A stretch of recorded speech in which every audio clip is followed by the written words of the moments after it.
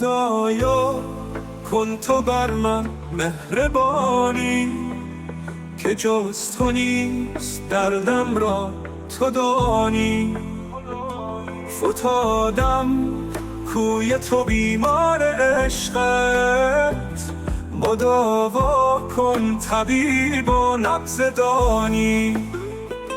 ندیدم در جهان جز تو طبیبی، طبیبا حاذقا دردم تو دانی.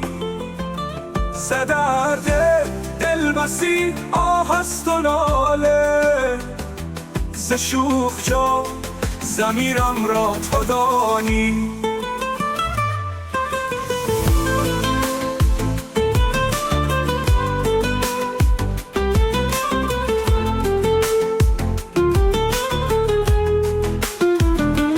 که داند جز تو حال درد من دان، یقین دانی تو حال یار جانی.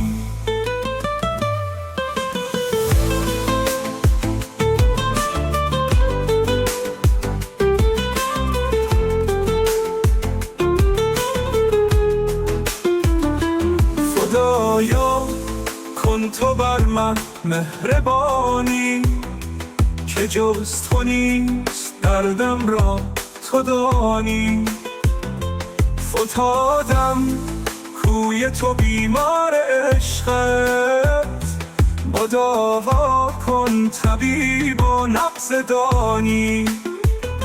ندیدم در جهان جز تو طبیبی، طبیبا حاذقا دردم تو دانی. ز درد دل بسی آه است و ناله، ز شوخ جا ضمیرم را تو دانی.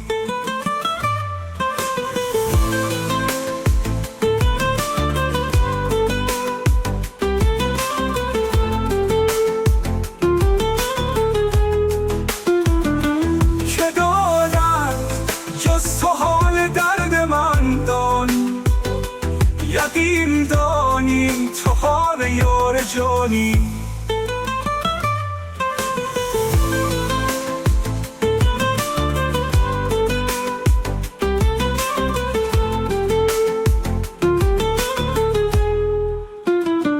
یقین دانی تو حال یار جانی.